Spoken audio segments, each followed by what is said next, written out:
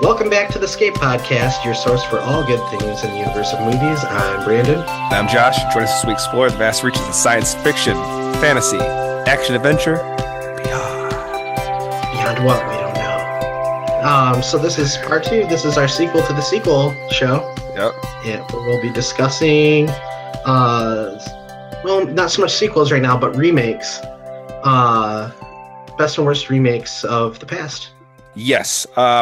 Kind of picked our best, what we felt were the best and worst remakes, and kind of talked a little bit about that. Oddly enough, though, we didn't mention the Star Wars prequels, which I feel that could almost be an episode in itself. Yeah, that feels like it's movies. Yeah, a grand Star Wars episode will be coming down the road, I'm sure, at some point. Yeah, because I thought later, like, I can't believe neither one of us chose to talk about the Star Wars prequels.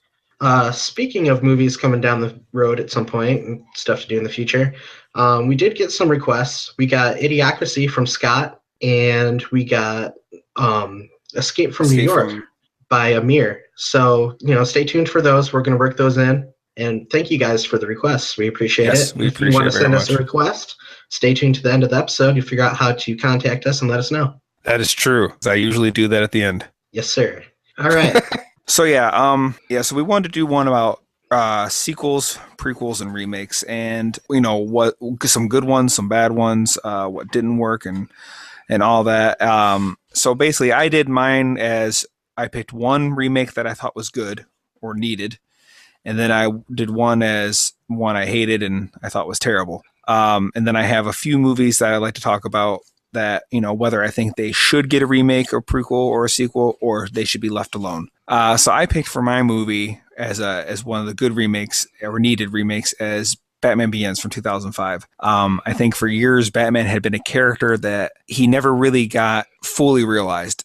He never got to live up to his maximum potential. I think the 1989 Batman, Tim Burton's, was good, and it's still good, but it still, I think, didn't, live up to, what Batman was capable of.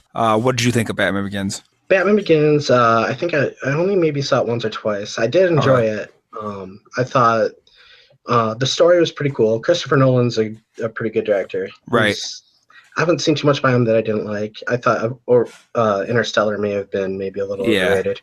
But, Batman Begins was good. I liked the cast. Christian Bale as Batman did a pretty good job. I know, it's a popular thing now to make fun of his voice, but he didn't do that. The voice was actually something more it seemed pushed for. I know he did it, but it was more, growly in the Dark Knight, it seems. It didn't seem he did quite as much of that in this version, in the first one. All right, one thing they're doing in the new Batman movies with Ben Affleck is that digital voice. I don't like that. They have something built into a suit that kind of changes his voice a little bit. And I kind of understand, you're in a costume, you don't want anybody to recognize you. They might recognize your voice because here you are basically a celebrity in this fictional city. On top of that, your gimmick is to scare people. Right. So you kind of want to sound intimidating. I don't really have any problems with the growly voice. It's just something that's become like a meme for people to make fun of. So no problems there. The movie was really good. I also liked I thought the choices of villains were nice. I liked seeing the Scarecrow. Oh, for sure, yeah. The plot, although it was a little bit take over the worldy, a little bit too take over the worldy for especially a first installment. It focused heavily on Gotham. Yeah, it focused heavily on Gotham, and I was like, that's fine. I don't really have too much to say about the movie. It was good. I don't really have any problems with it.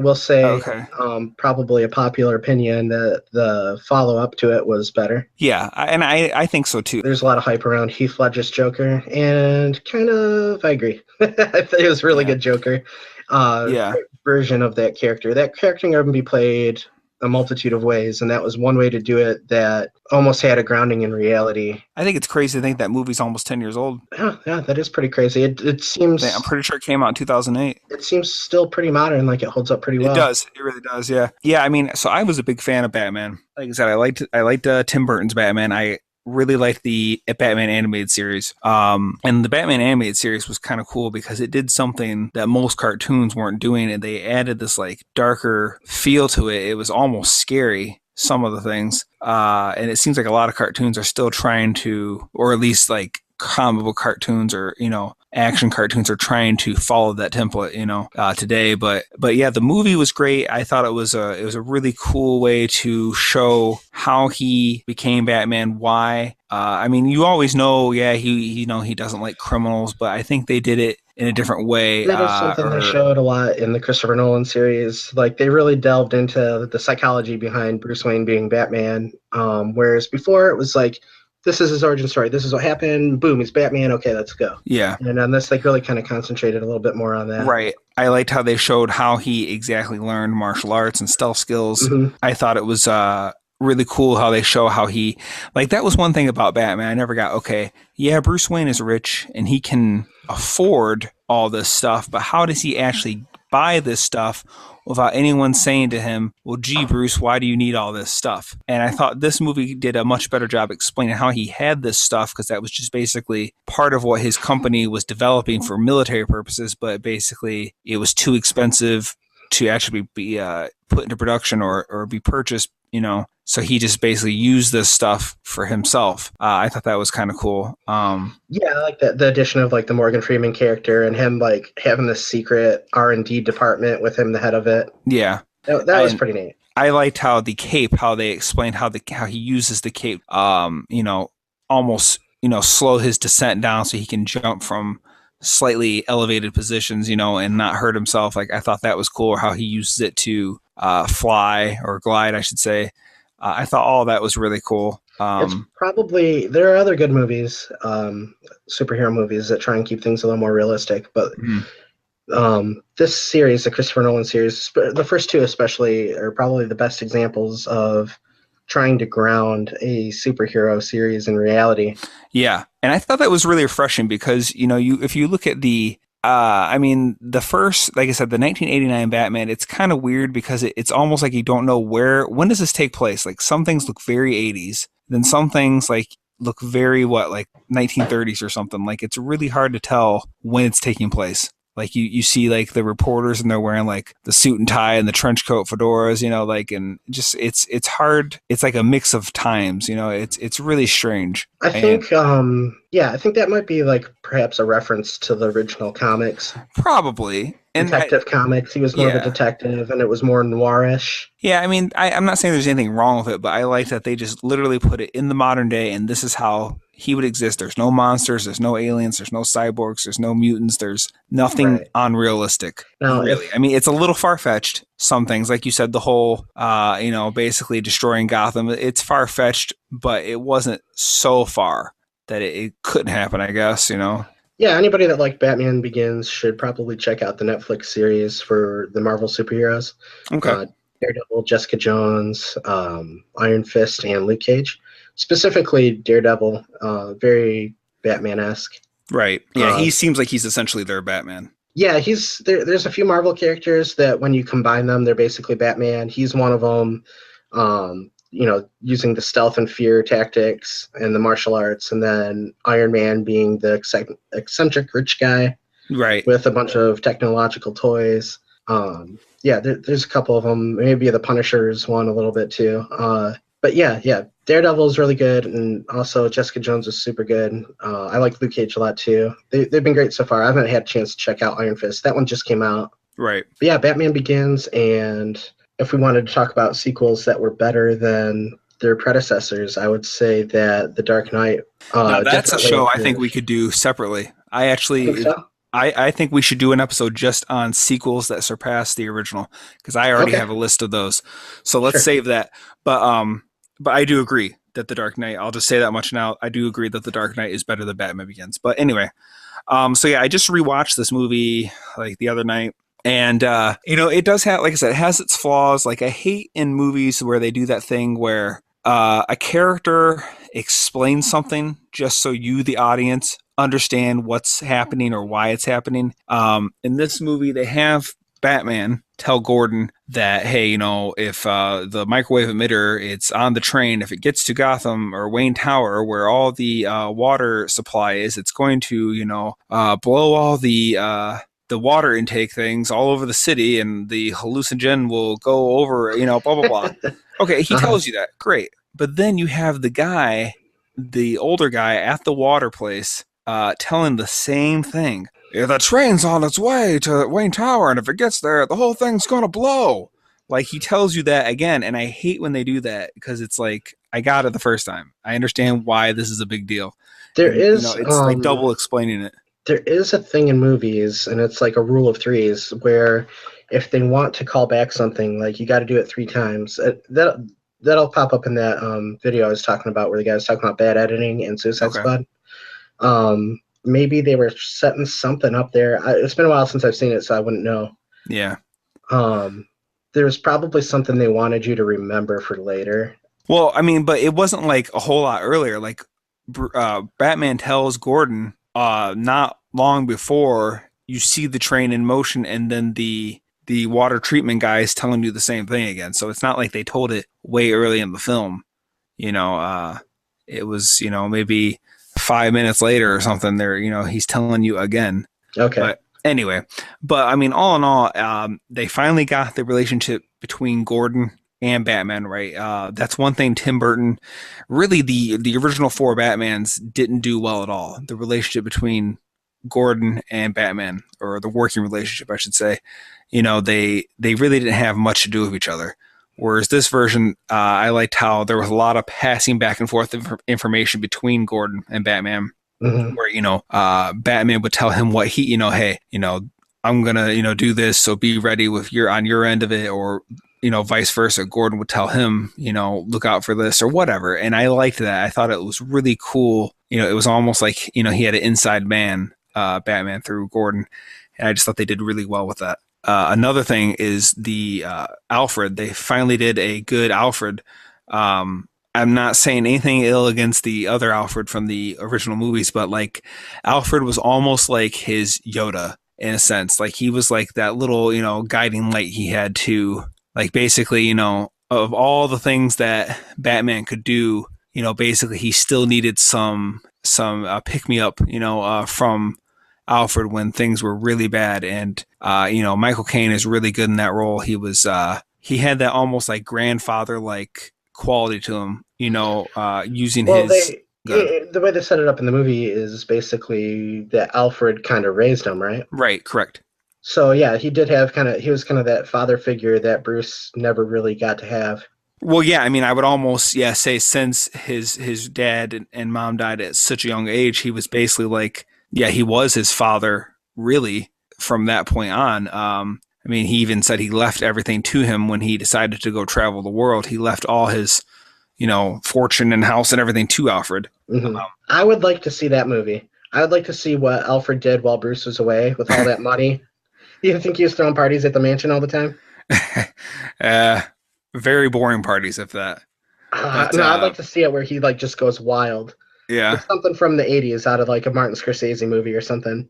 Yeah. That would be great. Yeah, I mean, I thought it was a really good movie. Like I said, it's got its flaws, but all in all, I thought it was really good. And I like that none of the villains are like supernatural or sci-fi. Everything's grounded, and it was just refreshing. And I was really glad that when they decided to do Man of Steel, that Man of Steel had nothing to do with this series, because I really remember thinking like, man, so now they're going to say this Batman exists in a world where there's basically an alien. Yeah, there were talks about whether that would happen or not, and they went for I was glad they didn't. Reboot, which is something we kind of discussed in part 1 of this series. Yeah. How about you? What's one of your good remakes? All right. I went through one of these. I'll go with the one I just watched because I watched it for this episode. Is Cape Fear. Okay. I had seen the original not too long ago on TV. I watched it with my mom. I was surprised by how good it was. It was pretty suspenseful. I found out later that it was a movie that was supposed to have been done by Alfred Hitchcock, but something happened to where he didn't have the time, or he got delayed, or he had to work on another project.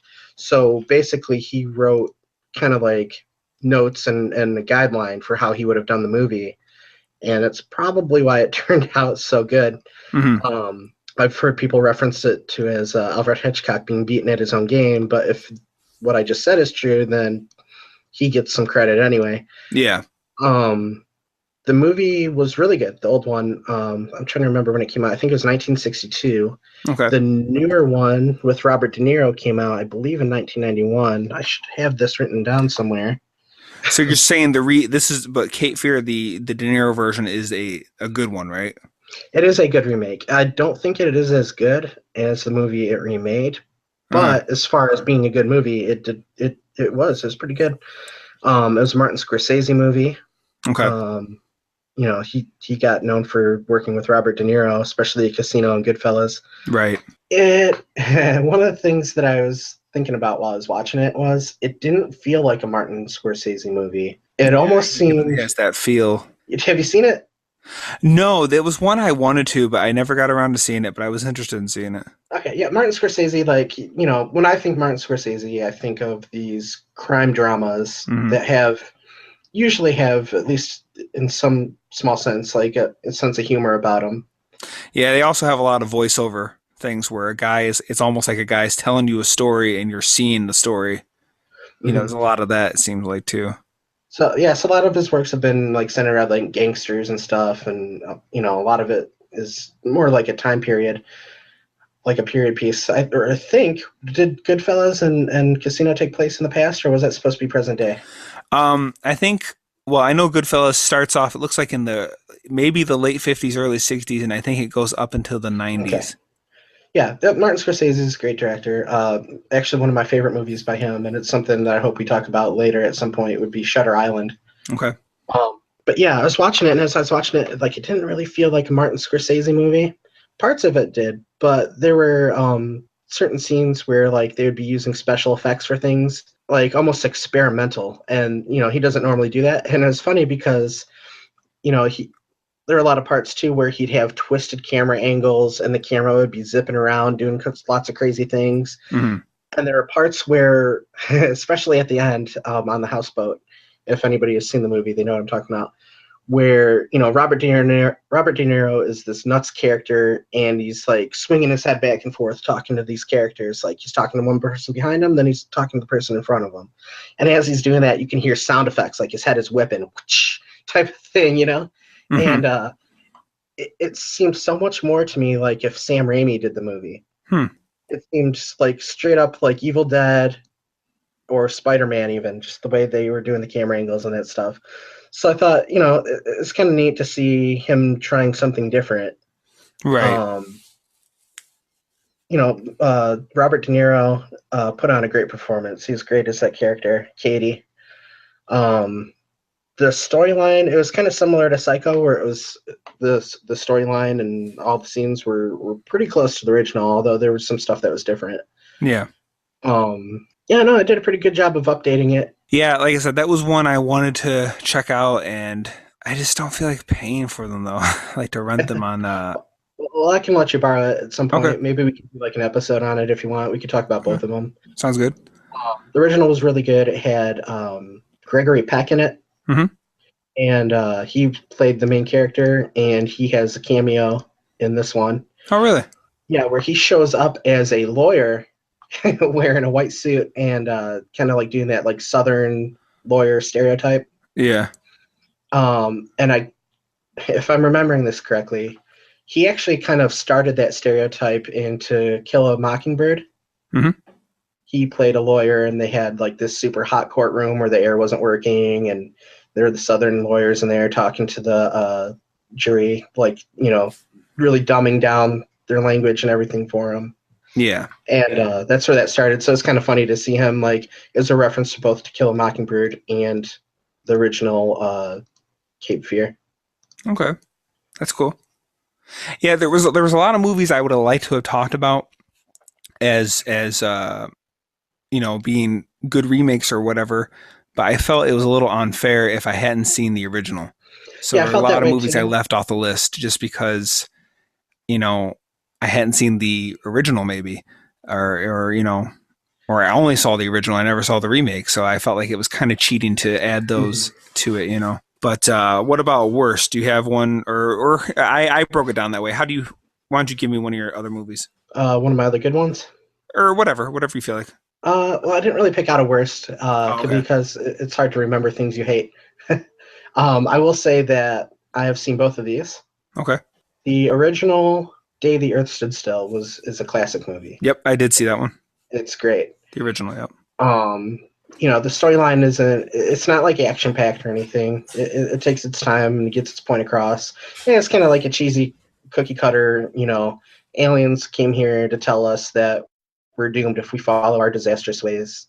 Maybe that was one of the movies that started that cliche. The robot was cool. The spaceship was cool. The story was cool. It had a nice little pace to it. Didn't take things too fast. Wasn't too slow. It's become part of pop culture in a way. It influenced a lot of people. And I saw the remake with Keanu Reeves and Jennifer Connelly, who I love. It was so bad. It was so horrible. Kathy Bates was in it too. I think she played the president or somebody. Oh, really? Somebody higher up in on the chain there. Okay.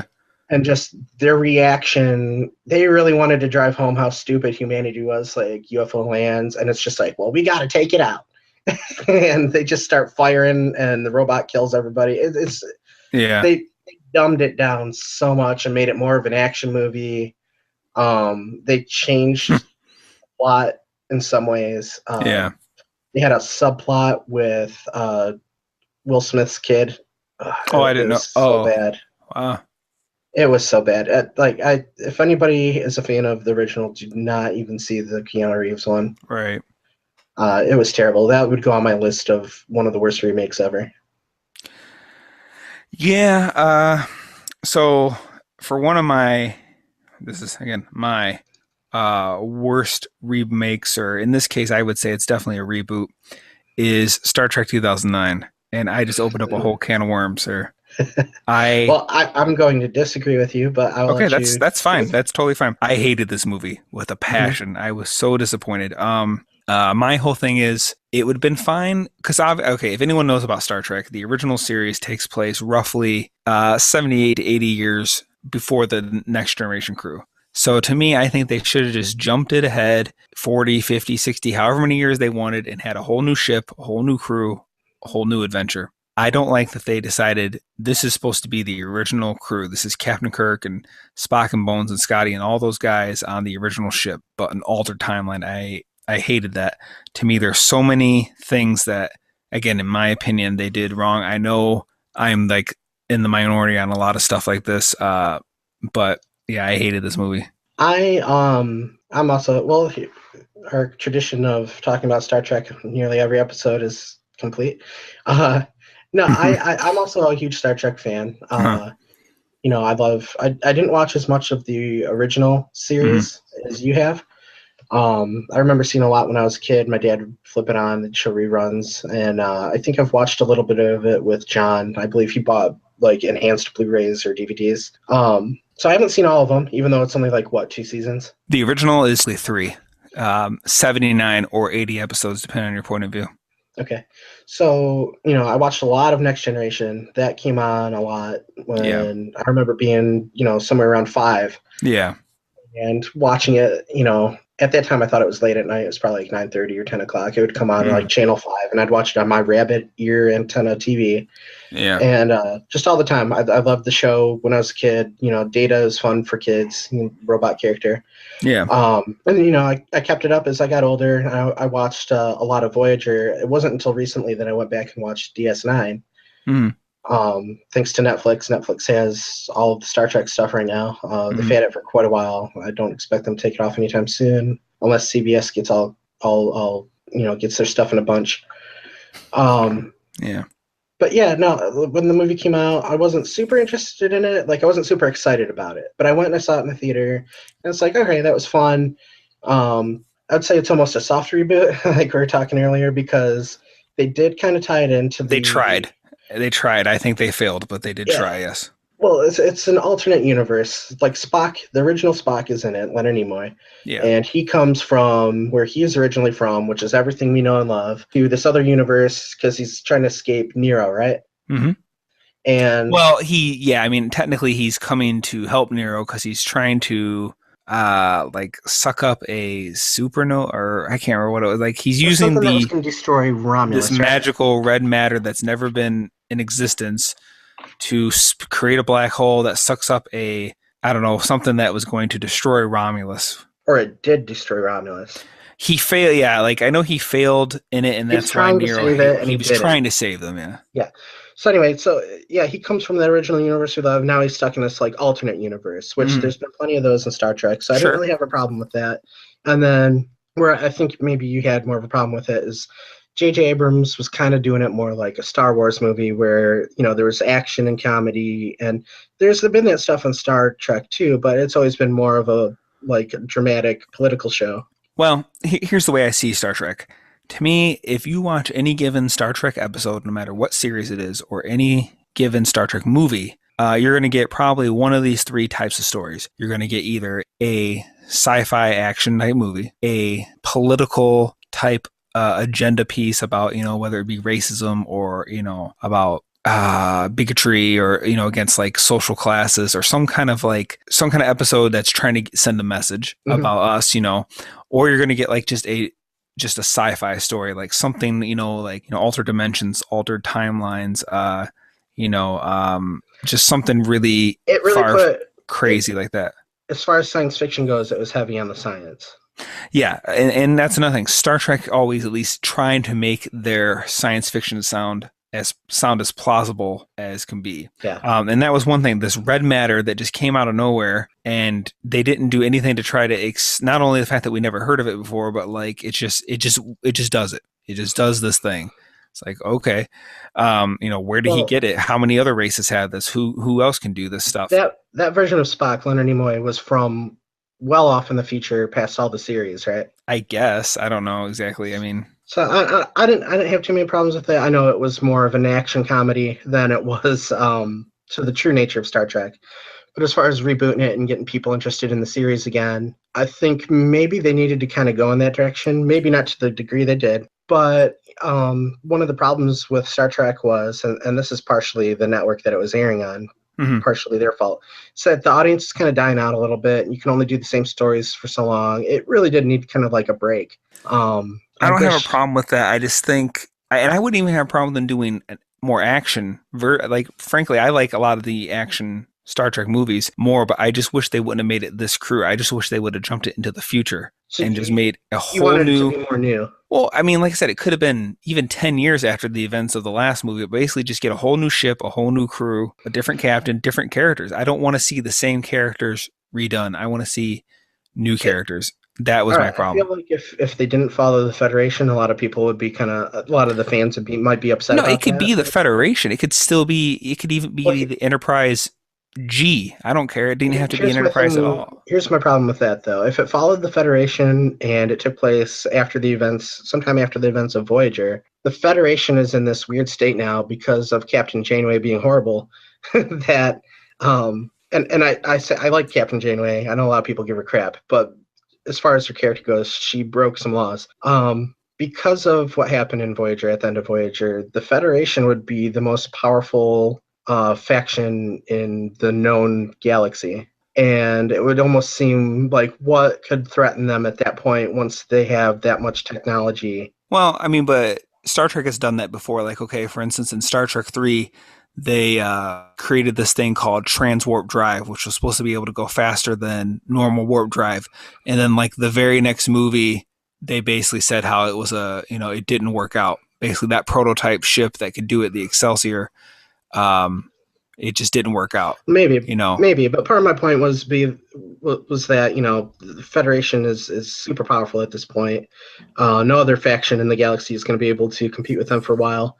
What I think would be interesting, but probably not a lot of Star Trek fans would agree with me, is if we saw like a smaller story, maybe it's a cargo ship, maybe it's some kind of adventure like that, where there's some kind of, Captain Picard liked to go on these archaeological sites, like to do that kind of stuff every now and then. What if somebody stumbled across something super important, and maybe like a group of rogue Klingons or something we're chasing these people? That can make an interesting story, and it'd be like a cool side story for a movie. They could still take place in the Star Trek universe and even have some cameos. Right. For me, though, okay, I don't understand how Nero going back in time altered some things the way it did. To me, it makes no Do you sense have an why example? certain things would.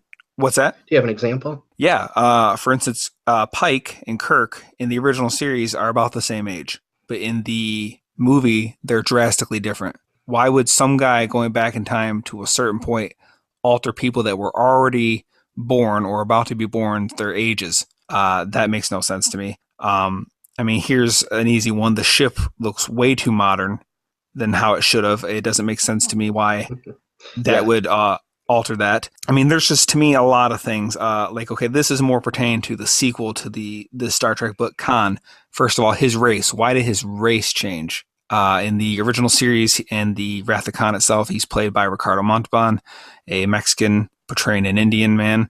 And in the Into Darkness movie, he's a white Englishman. You know, like why did that change? Also, the fact is, in the original series, Khan was supposed to have fled Earth in the 1990s, and he was aboard a cryogenic sleeper ship. And it wasn't until the Enterprise came upon him and woke him up that he was awakened. Why then, if he already left in the 1990s and Nero didn't come back to, I don't know, whenever he came back, why would that alter Khan's being awake, let alone his race? Mm-hmm. This is too many. There's too many happy coincidences. Like Kirk is banished to that planet that Spock just happens to be on. They both happen to be on the same planet that Scotty's on. Furthermore, why is Spock hanging out in a cave instead of going to the base? And if I can get a Are you little still more, talking about the sequel? yeah, no, this is the 2009 movie. Okay. Uh, young Spock banishes Kirk to this planet, this ice planet. Which, first of all, why would he not just confine him to his quarters or throw him in the brig? Why does he banish him in an escape pod to an ice planet? That just seems pretty extreme. And then it just so happens to be the very same planet that Spock is on. Old Spock is banished to. Just happy coincidence. Then Spock says that, oh, there's a Starfleet base, so many, miles from here or whatever. Why were you hanging out in a cave then? And how lucky was that base was there? That's where it's a little Star Wars-y. Like, I remember seeing that scene and thinking of when Luke first encountered Obi-Wan. Yeah. But yeah, no, I agree that it's different. I support your right to hate the movie. I had more fun with it than you did, I guess. From what I've heard, I think that have you seen the third one? I've not even seen the second one. Okay. The second one I thought was okay. I think you'll probably hate that one more than the first one. But from what I've heard, maybe the third one you might at least appreciate a little. From what I've heard, it sounds kind of like that might be more of the Star Trek fans' Star Trek. Like, okay, and here's another thing. They said in the original series, and this is really nitpicky, I know, but they said in the original series, Vulcan has no moon. So what were they on in to actually even see Vulcan get destroyed? Because basically Nero wanted, as revenge, he wanted Spock to witness Vulcan get destroyed. That I could not tell you. Yeah, sounds like there's a lot of questions. Yeah, I mean, it's basically like they didn't read or watch or even talk to anyone that knew anything about Star Trek before. They just said, this is what we want to do. If it happens to fall in line and make sense, great. If it doesn't, who cares? Mm-hmm. I felt like the comedy just fell flat. Nothing in that movie made me laugh. Nothing. Nothing? Oh, man. I thought at least the big hands part would make you laugh. No. I think they tried way too hard to tell us that Kirk is this bad boy cowboy type instead of just just show us with his reactions to things. Let it be a little more organic. Yeah, how he reacts to things or how he handles things. They just pushed it in your face. Kirk's this bad boy. How about the Kobayashi Maru? No, because to me, all they ended up doing with Kirk is just making him this arrogant, cocky jerk. That's all they did. I didn't think he was cool or anything. Well, just a question, just to be playing devil's advocate. Do you think that maybe they wanted him to start out that way to become the Kirk that you're more familiar with? Like he started out that way. I'm going to be honest with you. I really don't think they put that much thought. I think they wanted to try to make him Han Solo. I really do. I think they tried just their best to Star Wars, the Star Trek movies, and tried to make Kirk as Han Solo-y cool as they could. And I thought the needless romance between Spock and Uhura was stupid. That was a little odd. And I mean, there's just okay. And then answer me this, okay? So Spock goes back in time, right, to save Romulus, but he fails. But he's in a time ship. Just try again. Like, why did he just? Oh, well, that didn't work out. Like it was a one-way trip. You're in a time ship. Go back in time again and try to fix your mistake. I would have to probably go back and rewatch it. I don't think I've seen it since I saw it in the theater. Okay. Kirk gets promoted to captain after being a cadet for like what 5 minutes, and all he did his whole time is like disobeyed orders and cause problems, and it's so stupid. When Nero captures Spock, why doesn't he use the time ship to save his own planet? He Well, had the I could time have an ship in his explanation for cargo that bay. one. Okay, let's hear it. My explanation for why does a Romulan do anything crazy is that they're crazy. Okay. That would be the simple explanation. Yeah. As much as they want everybody to think that they're cool and collected, they're emotionally nuts. Right, but I'm just saying, okay, basically, he was mad at Spock for letting his home planet Romulus be destroyed, but yet when he captured Spock, he now had the time ship. So why didn't he or have one of his goons do it? Like they didn't, Well, they were only basically minors. They may not have had the knowledge that it would take to operate it. Maybe, but I mean, you figure you have a time machine. I could spend 100 years now if I wanted, like learning it, and I could still go back in time to the precise moment I need to save my home planet. Time is not a problem anymore. That Take your might be time. more logic than he's capable of, just again Okay. being a Romulan. Okay, how about this? When young Spock gets the time ship, why doesn't he use it to undo everything that Nero did? Why doesn't he use it to, go back in time and stop Nero from, all the destruction he did? Or why doesn't he just go back and say, well, yeah, Romulus needs to be saved, so I'll go back and save it? Why does no one use the time ship to travel through time? I understand what you're saying there. Okay, how convenient is it that they're building the Enterprise not in space like they have in every other Star Trek movie, but they're building it on Earth and in Iowa, which is Kirk's home state? Isn't that just awfully convenient? Yeah, I didn't put that much thought into it. Yeah. Every Star Trek movie, they always build the ships in space. Because another point is, how do they even get it off the ground? Like, they're building it completely intact on Earth. Like, I don't even understand how you could get it. Like, it's not that kind of ship that, it doesn't have like rockets. So, like, how did you get it up? It seems like, if anything, if they're going to build it on Earth, you would have to build it in sections, then take it up into space and then assemble it together. And another thing is, if you're going to build a ship on Earth, wouldn't you think they would do it in San Francisco, where Starfleet headquarters is located, not in Iowa? You have a point. Another thing, I think it's crazy that they're building, Earth's most advanced starship in a small town, Iowa, with nothing but a barbed wire fence going around it that looks like it's meant for cows, with no guards, no cameras, no watchtowers, no nothing. Just anybody can just ride their motorcycle up to it and get out and look at it and whatever. I guess one of the thoughts there is, by that point, humanity is supposed to be so advanced where crime is not as much of a factor. The world is one, basically. Yeah, I mean, I disagree with Gene Roddenberry's humanist beliefs. I just don't believe humans are like that. But well, that's just the way it is in Star Trek, though. I mean, sometimes it's sometimes like that. As much as people want to think that we can get world peace and eliminate all hate and stuff like that, it's unrealistic. Well, yeah. Engineering looks like a water treatment facility. It doesn't look like engineering. It just looks stupid. And really, I also have a big problem with the pacing of the movie. Literally, once they go into warp for the first time, everything's just rush, rush, rush. Nobody. It's like it just goes into this fast-paced action movie. Nothing. It just feels like a mad dash to get as much crazy, big explosion, action-packed stuff happen as quickly as possible to hold your interest, because they know we can't hold our attention. Oh, there's the exit sign lit up over there in the corner of the theater. I think I'm distracted over there. Like they have to throw as much crap at you as possible, as much flash, to keep your eyes on the screen. And all right, you kind of brought something up. I'm going to take like a little side tour here. Take it. I've mentioned recently I saw Kong twice. Something that I noticed is getting worse and worse in the theaters, and I noticed a lot when I saw Insidious in the theater, is like, especially if you go to see a horror movie, like in the afternoon after school's out, it's filled with high school kids on their cell phones and talking to each other. Kids do not go to the movies to see movies anymore. They go there to hang out, which I don't get. I remember leaning over to somebody that was sitting next to me, and it was just a kid. He was probably like 15, and I lean over to him and I whisper, "Hey, I don't mind a little talking during the movie, but do you have to have a conversation?"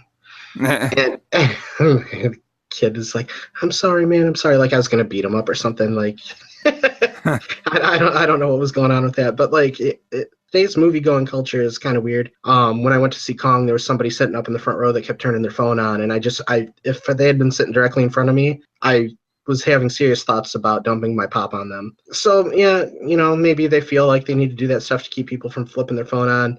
I think them doing that stuff is what kind of causes people to have short attention spans. But yeah, I understand what you're saying there. Yeah, so I mean, and then of course my last point was lens flares, and that's an easy one, but There's a lot of that. I think it looks cool, but you can overdo it. Yeah, so basically to me there's just a whole bunch of inconsistencies. There's a whole bunch of just things that don't make sense or would never happen in the Star Trek universe, that it was just trying to just appeal to a wider audience. And I prefer some of the more action oriented Star Trek movies of the past, but I think my main beef with it is that the fact that this is supposed to be the original series crew. I wouldn't have had a problem if he would have, like I said, if he would have jumped to even 5 years, after the events of the Star Trek Nemesis movie, and said, okay, this is a totally different ship, a whole totally different captain and crew, and here's our new adventure. I would have said fine, but I don't like him taking classic characters and saying, now this is them.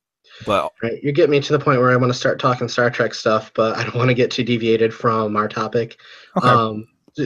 So obviously you didn't like Star Trek. Do you want to bounce back to one that you did like? So I have one that's kind of a middle ground one. I don't want to spend too much time on it because I've already have an episode on it. But the 2005 King Kong is kind of like a half and halfer to me. Mm-hmm. It's, I think by that point it had been a long enough time. Obviously, the original came out in 1933. They did do a remake in the 70s, which there's nothing particularly wrong with it, but this is a much truer to the original adaptation of it. They took some creative liberties. Some I don't mind. Some were, didn't work for me. Some of the CGI is a little much and a little messy. But all in all, I do like Peter Jackson's King Kong. It's not a perfect film. So I think it was a good remake. I know he was fresh off of making the Lord of the Rings trilogies, and right. You can feel it in that movie. Like a lot of what he learned in those movies, he was using again for Kong. Yeah. I don't think the special effects hold up, with the exception of specifically the CG on Kong looked pretty good. Yeah. But the rest of the CG sucked. And then something that I didn't even notice at first, because probably it was something new that they were doing, when he was doing the Lord of the Rings movies. And same problem I have with the prequels for the Star Wars series is that there's a lot of very noticeable green screen, like them.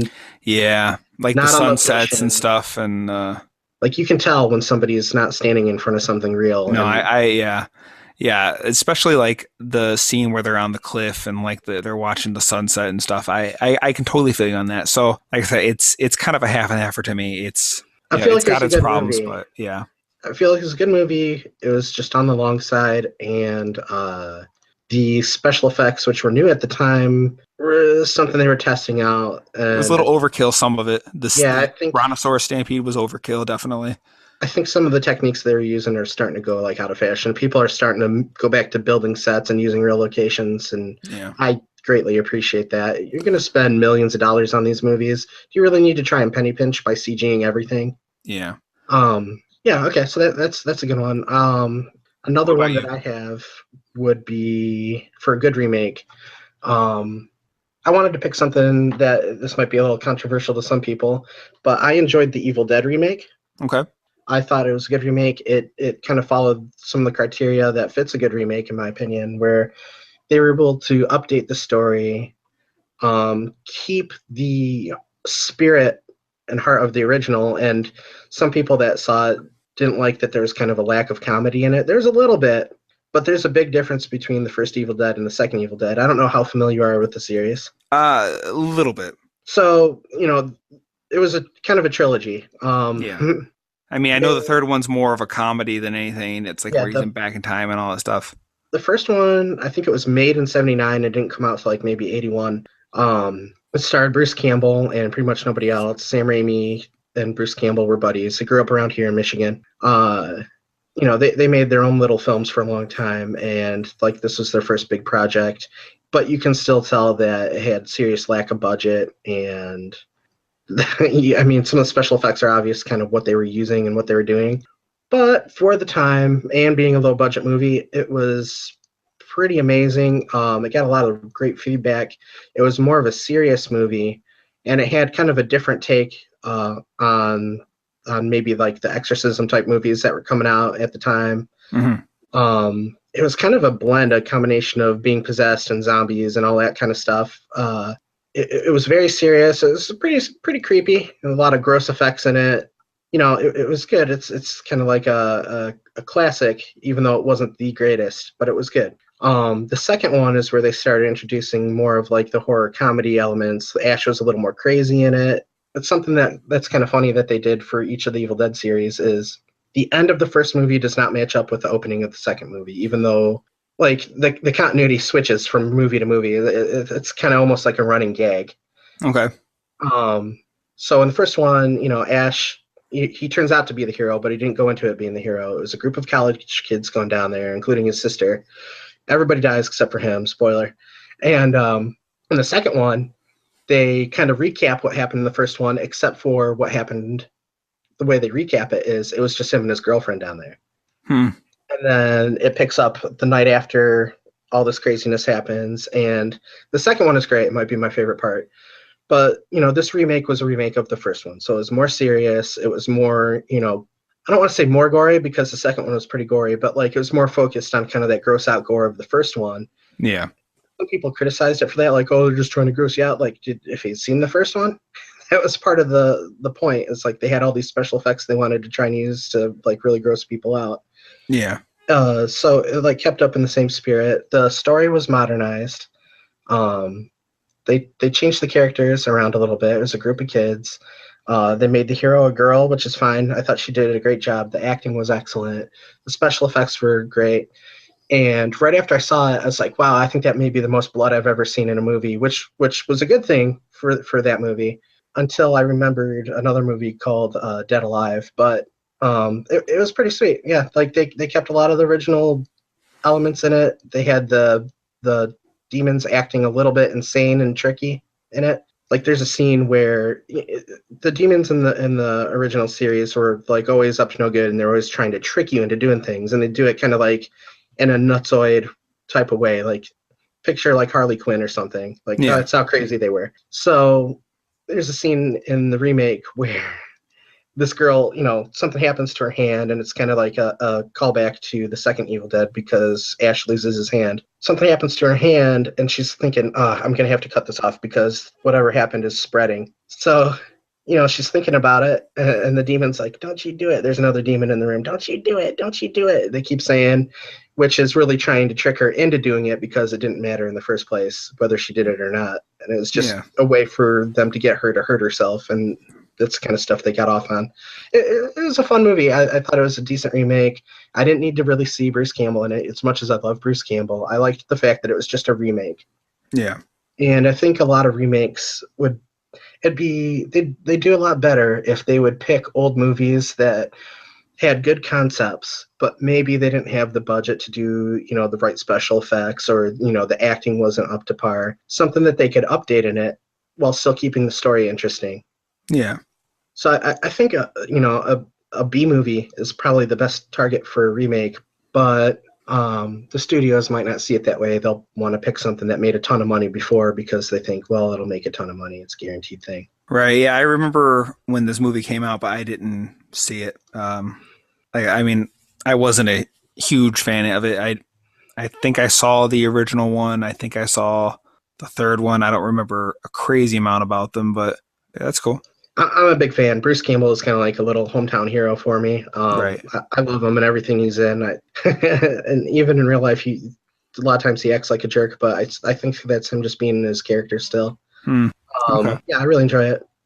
Do you have any more good or bad remakes or? I had one more good remake that I was going to mention. I'd like to give an honorable mention, and I think we were both talking about this one. The Thing might be one of the best remakes ever. Yeah. But Yeah, I've always heard good things about it. Yep. yeah, I haven't seen the original one. You said you didn't see the original one? No. I've 19. never seen all the remake. I think the original one was like 1952. It's called The Thing from Yeah, the Another thing for another World. world. Yep. And yeah, the remake is one of the best remakes. I've seen it a few times. Some of the special effects don't hold up. They're almost laughable, but a lot of the special effects are good, and it was just a great remake. You can tell John Carpenter really liked the story for that. Yeah. But seeing as how I haven't seen the original, and you didn't see the original, and you've only seen parts of the remake, Yeah, kind of felt it was a little off limits. can't really talk about it too much. I will say though, it's probably, if not the best remake ever, one of. Yeah, it's like, for instance, True Lies is technically a remake of a I can't remember if they said it was a French film. French movie, yeah. And again, I love True Lies, but I kind of felt like, I haven't seen the original, so I'm not really gonna talk about it in this list. But I did want to do something where I talked about just a few movies, and just talk. Maybe both of us go down and just say whether we think it needs a remake, should never get a remake, maybe it should get a sequel only. Maybe a prequel, maybe none of them. It's untouchable. Sure. Let me throw one more honorable mention out there because it was. Sure. I had picked 3 movies. This was my third Oh, one, okay. and I could just go through it real quick. Was The Fly? I thought was a great yeah. remake. I like the original better, but they took the original story and idea. They definitely modernized it. They changed it up enough to where it was almost a different movie, but it still kept the idea and the heart. Well, not the heart. The idea of the original one, basically, and the spirit of it. Yeah, I really enjoyed that one. Jeff Goldblum's great. Some of the special effects are amazing. Yeah, it's a freaky movie. The original one, like when he was like on the web, help me. Yeah, that's such a messed up scene. Even now, like when I rewatched it. If anybody wants to see the original The Fly, with Vincent Price in it, it is on Netflix right now. You can check it out. Oh, really? Okay. Yep. And it's I think it holds up.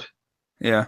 It's really good, and that scene in particular that you're talking about. I think some of those movies hold up because they were limited by their technology and special effects and things, and I think sometimes they had to make up for it with acting and good story and just all that kind of stuff. I think sometimes those things do. Well, they knew not to show too much.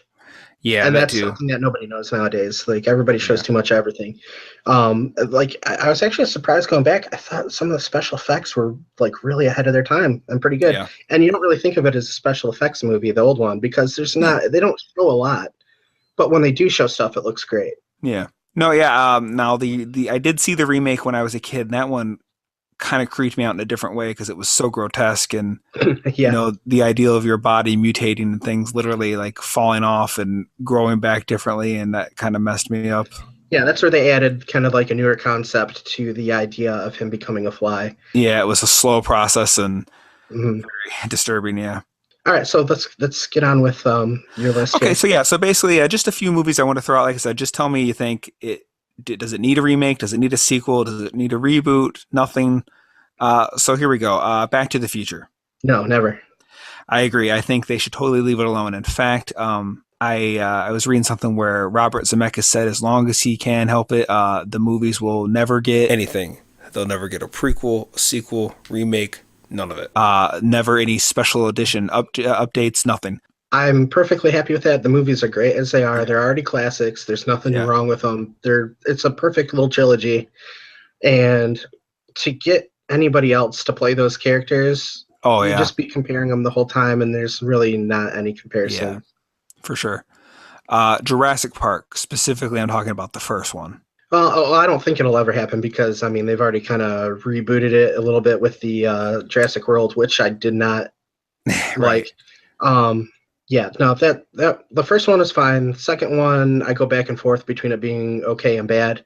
The third one, I didn't have any problems with. I know some people did. I thought it was just, it was what it was. It was all right. Yeah. But, Jurassic Park I hated. They're going to make more of it because it made so much money. Or just Jurassic Park. Jurassic World. I know what you meant. Yeah, I don't think they should make any remakes or anything. I don't even think they need to do another sequel. So yeah, I know you didn't like Jurassic World as much. I kind of just was able to just enjoy it for what it was. I thought out of the sequels, it was the best sequel personally. I just enjoyed it as a fun movie. I don't think you could ever do Jurassic Park the way it was. No. Or they would try too much to basically do what Jurassic World was. So I think for Jurassic Park, no remakes and no prequels, only sequels. But at this point, even I think I don't really personally feel they need to do another sequel to Jurassic World. I would like to see another big budget dinosaur movie that has nothing to do with Jurassic Park. Yeah. Well, we'll see. But yeah, I just think they could probably end it here. I thought Jurassic World was a good enough ending to that series. Had they gone with the original plans for that, I would have enjoyed it so much more, no matter how bad it may have been. The human dinosaur hybrids? Yeah. Yeah. I don't know. That was pretty It may crazy. have been horrible, but it would have been something to see for sure. Yeah. Okay. Toy Story. Do you have any thoughts on that? No. I mean, if they wanted to make more of them, most of the actors are still around. Yeah, I mean, personally, I think with Toy Story, I definitely don't think they should reboot it. I don't think they need to update it again. I think it's fine the way it is. Like, if they want to make a sequel, that'd be fine. I probably wouldn't watch it. I liked the original one. I haven't seen too many more of them. Really? But, like, yeah, it's one of those things that are just, like, you're getting older. Unless you have, like, maybe a kid, you don't see cartoons as much. Personally, I loved all three of the Toy Story movies. Mm-hmm. I felt they ended it really well with the third movie. I can't say there's one bad one among them, but I think I've heard they were all good. They all are really good. Yeah, you should watch them. But I think they're doing a fourth one. It's not that I have a problem with that. Oh, they are making a new one? Yeah, they're technically doing a Toy Story 4. I mean, the ending of the third one was so beautifully. I did hear about that. Bookended to the way the opening one even opened up. It was really nice. Like I said, I mean, I definitely don't want them to remake it. I don't want them to say, well, the movie's over 20 years old. The animation is really outdated. Let's just, redo it. I don't feel like it's crazy that's that old. Yeah, I don't feel like animation can ever really be outdated because animation's just animation. Well, because it's computer animation, though, it does look a little more dated. I'll give it that. I can kind of probably looks a little more smooth. Like it doesn't have as many colors in it, I'm sure. But like hair and things look more realistic, and like stuffed animal type toys look. Just there's a look to them. Like they look way more. I would like to see less computer generated animation and more hand drawn. Yeah, that would be cool. That would be refreshing. But yeah, with Toy Story, I definitely don't want them to do a remake or. I'm not down for a remake for that. Sequels are fine as long as Yeah. But I do think there is overkill on sequels, even though every sequel for that's been pretty good so far. I don't know. Like, anyway, so the next one is The Goonies. Now, I don't know if you have any nostalgia for The Goonies or anything, but I have less nostalgia than pretty much everybody else that's seen it because I didn't watch it until I was I think I was 22. Okay, yeah. Yeah, for me, The Goonies is one, I think it's untouchable. I think there should be a prequel or a remake or a sequel. There's been talk, I guess, for years about doing one with the kids of the movie now grown up having their own kids. I don't like those ideas. Yeah, I think that is just leave it alone. It's not the greatest movie, but it's something special for me. That was, I don't know why, it really hit a chord with me. Yeah, for me, like probably because I didn't see it when I was a kid. Yeah, there's not a lot of specialness there for me. Right. I know the character Sloth because he's a constantly referenced character. Right. And if they remade it, I probably wouldn't see it unless they did it to make it unless they made it look really good. And I don't see them doing that nowadays. No. Indiana Jones. They're going to make a sequel to that, aren't they? They're technically making another one. Supposedly, this will be Harrison's. It seems like Harrison Ford lately is wanting to close out all his classic characters. He just obviously did Han Solo. He's about to do is it William Deckard from Blade Runner, and now he's going to do Indiana Jones again. And it seems my theory on that is he wants to die in real life, and that's why he keeps crashing planes. And then before he does, he wants all his characters to be dead. So I also have a soft spot for Indiana Jones. I don't know. I mean, they did the Young Indiana Jones Chronicles when I was a kid. I watched it, and I liked it, but I didn't watch a lot of it. Yeah, I liked it at the time. I don't know how well it holds up today because I haven't seen it in a long time. I remember having some of the books too. Okay. Um, Personally, I definitely don't want them to remake it. I don't want them to just get a fresh actor and do that. Maybe a prequel, like something from like his earlier years might work. I don't know. That one I'm Uh, kind of gray on. I don't know how I. the Indiana Jones franchise, again, unlike most people my age, was not really a part of my childhood. Okay. Um, Yeah, I I remember you don't saying that last remember. time. Yeah, I don't remember most of them. I think the one that I saw the most was the one with Sean Connery in it. Okay, Last Crusade. Yeah, and then I That one's my favorite saw. actually. Okay, yeah, I thought it was. I like that one a lot. I think it's my favorite too. Um, but I haven't seen him all that much. I know he's an iconic character and stuff. I saw the fourth one and wasn't really into it. Yeah, you shouldn't have even bothered that one. But If they ever wanted to like redo it with a younger actor, I guess they could, but I'm not. I don't have interest. yeah, I personally would not want them to see them reboot it completely, or When I you heard know. them talking about redoing it with maybe like Chris Pratt Yep. as Indiana Jones, it's like, well, I think he could probably maybe fit. Also, another name I think I heard thrown out there was Bradley Cooper, who I thought it depended on which direction you wanted to have him go. If you wanted him to throw out some cheesy, funny lines every now and then, Chris Yeah. Pratt. I was gonna say, yeah, I think if they did it with Chris Pratt, it would definitely be more comedy based, or a And little more, yeah, not so much well, serious. he was pretty serious in Jurassic World, but I mean, I he still had guess. those lines. Every now I and then he threw something out. I'm gonna be honest. I can't totally buy Chris Pratt as an action star. I I don't think he has the range yet, but no. I think he's capable of getting there. Yeah, he might be. I mean, he's not bad in his movies, but like, I still see him as the whatever his name is in Parks and Rec. See, I wasn't a fan of Parks and Rec. I've heard it's great, but like I was a huge fan of The Office, and I'd look at it and just see like that's a ripoff of something I already Well, like. yeah, I didn't love it. I watched it, but Uh-huh. yeah, I'm definitely an Office fan, not so much a Parks, but I saw them all. But Okay. yeah, I'll pretty much always see him as the guy from Parks and Rec. I can't remember his name right now. But all right, my next one is E.T. Hmm.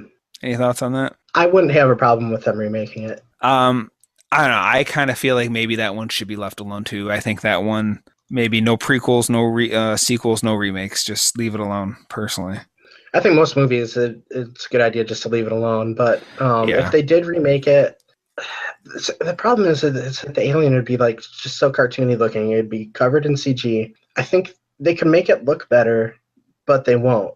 yeah, Um, they could update. I've never been a huge ET fan. I know that's another one. It's just like a huge staple of our age. But I saw it when I was a kid once. I too don't have a huge spot for it, but I enough to think the say I biggest wouldn't want to see it impression that it redone. had on me was one. I thought it was scary when the government came and was like examining them, Hmm. and two, it made me like Reese's Pieces a lot. Okay. Yeah, I think they should leave ET alone myself. Hmm. Okay, and this is my last one. Die Hard. Any thoughts on Die Hard? Haven't they made enough? Well, yeah, but I'm saying like some people are saying they want to remake it, like Why? a reboot, like or a prequel, a young John McClane. No, I say no to that. If you Yeah, want to make, if you want to, it's not that hard to make an action movie. Just make one, and you don't have to have it be the same character. yeah, I agree. Like I think they've done enough sequels. I've heard supposedly that Bruce Willis wants to do one more, and this is finally hanging up the hat on it. I guess if they can do it and do it well, because the fifth one, A Good Day to Die Hard, was pretty bad. So if he could end it on a high note, I would say go for it. But other than that, I would say after that, just quit it, whether it's good or bad. Just I've you're done. only seen the first one, and I saw it recently, and I Right. watched it with John when he was preparing for your episode that you guys did Right. earlier. So I remember watching it for the first time because it wasn't that long ago, and I thought this is great because unlike other action heroes at the time, he seems more like a regular dude. Yeah. And he's not that fearless, invincible guy. He's running around without shoes on. There are about two or three times throughout the movie where he's pretty sure he's going to die, and he starts breaking down a little bit. He's got real fears. Not everything he does works out the way he wants it to. For the most part, it was pretty realistic. It was great, and from everything I've heard between you guys talking about it and other people talking about it, the sequels they become the cookie cutter action movie. He Yeah. becomes Action Man, and Yeah. I think the part that worked for that first one so much was like more how grounded it was. Yeah, for sure. Like I said, to me, just I say one more sequel, end it on a high note if you can, and then after that, leave it alone. However it works out. I don't think they should. I don't want to see them remake it, and I don't want to see any prequels about how John McClane was a rookie cop. Blah blah blah. And I definitely don't want to see 3 or 4 more sequels of this. One is I'm giving in my mind one more chance to try to finish it right. Okay. But yeah, that's all I have. Off the top of my head, or well, let me ask you first because it'll give me a little more time to think about it. Is there anything that you would like to see remade? I think if they could really do it right, I would like to see a Never-Ending Story remake. Okay, I would I agree with think that. I think they could maybe, if it could have that kind of dark, scary kind of feel, almost like Pan's Labyrinth, but try to keep it with the old-fashioned effects as much as possible, kind of like the new Star Wars are doing. Just try to find the best balance of everything. I think a Never-Ending Story remake would be pretty cool, or could be cool. Mm-hmm. Yeah, no, I totally agree with that. I just recently watched the first one. I watched it a couple months ago, and then I watched it again recently because we were talking about doing that as an episode, and Mm-hmm. still may in the future. Yeah, Dave actually mentioned that the other day, so maybe sooner than later if he can get me that copy. Yeah, tell him I'm down Okay. anytime he wants to. So, Okay. yeah, no, the Never-Ending Story that was a part of our childhood too, and Yep. I know like they're doing everything now to target our age group and Yeah. bring for nostalgic reasons. They know we're going to Don't pay you feel money. special? No, they know we're going to dish out money to see things we saw when we were a kid. Ninja Turtles, Yeah. G.I. Joe, Yep. Transformers. Yep. But I think some of the other stuff like Never-Ending Story that would be a great remake. I was thinking that when Lord of the Rings came out, like we'd start seeing like a reemergence of like the fantasy genre because Mm-hmm. it started kind of like in the 50s, sword and sandal stuff Yeah. and that type of fantasy. And there's all sorts of different like subgenres, but like it really started in the 50s, died down a little bit in the 60s. The 80s was huge though. Mm-hmm. Definitely. The 80s, like there's so much fantasy everywhere and every little thing. He-Man, Teddy Ruxpin, just like all the cartoons we watched had some element of fantasy in it. Yeah. A lot of the movies, there's like Legend, Never-Ending Story, all sorts of stuff. And I was really hoping that they'd start bringing that back because that was always fun for me when I was a kid. Mm-hmm. I like seeing like this huge epic adventure where you find magical items and fight crazy monsters, and they never really did it. Instead of going with the fantasy route, it's been more like we're going to tell the dark side of a fairy tale, and we're going to target teenage girls because we know they're going to drag their boyfriends to go see this crap. So you get stuff like Snow White and the Huntsman and Yeah. so Well, now they're doing all these live action versions of those classic Disney animated movies. They redid one, the Hansel and Gretel story. Oh yeah, with Jeremy Renner in it. Yeah. Yeah, I heard that one was kind of decent, and I was actually shocked because my roommate was watching it with his girlfriend years ago, and I walked in. I'm like, "What are you watching?" And it had like this huge troll stomping on people, and there was blood, and I was like, I wasn't expecting that. But anyway, just like I'm not as much into that. Like I liked the more fantasy style from the 80s, and I was hoping that would reemerge, and it never really did. So if they redid the Never-Ending Story, I think they might be able to recapture some of that. And if they stuck to practical effects as much as they could, I badmouth CG a lot in our podcasts. So have I many times. Yeah. And it's not that I hate CG; it's just so overused. And there's a difference between looking at something that's a robotic or a puppet, like a thing that's really there. It may not look, real, but the CG doesn't look real either. A lot of CG looks pretty good, but when you're staring directly at it in bright light and the way it moves, it just doesn't look real either, and it takes me more out of the movie than a puppet would. No, I can completely understand. Yeah. I would rather see stop-go animation. I think stop-go animation is great. There's actually something about that I love. I don't know if it's just because us growing up and seeing that stuff, but it's something kind of died out, and I miss it. If I were to pick a movie to be remade, I'm more of a horror fan out of our group, I think. One that I thought was really cool and I think could use like a nice big budget remake would be Pumpkinhead. I enjoyed Pumpkinhead. Okay, I did see it It had once. kind of a cult following. It was never the biggest movie. I think the monster in that movie is one of the best looking, scariest monsters in any movie ever. Um, if you like to check out old horror movies, I would recommend that one just simply based on the monster alone. The story is okay. It's adequate. It's not amazing, but it's different. And I think that's something. They also did something really interesting in it, to where the main character of the movie is tied in with the monster. Yeah, I remember that part. And as the movie goes, the monster starts to look more like him, and he Yep. starts to look more like the monster. And I always thought that was a really cool concept. Hmm. If they were able to remake it without it looking too stupid, I know there's some really bad sequels to it. Yeah, yeah. Like I only saw the first one, but I knew there was more than one of them. Yeah, I'm all for like taking maybe a lower budget B movie, something a little bit older, slightly more obscure, and remaking that instead of remaking stuff that's already classics. Like I don't, it made a ton of money, so I mean they got what they wanted. But like Beauty and the Beast, if you're remaking it shot for shot, I didn't get the point of it. I mean, it made tons of money. That's what it's there to do. But why? Yeah, I don't know. That's just the new trend right now to do these live action adaptations of the animated ones. Yeah, give me something new. Yeah, it ain't gonna happen though. Give me something new, or give me the old stuff that you don't do all the time. Yeah.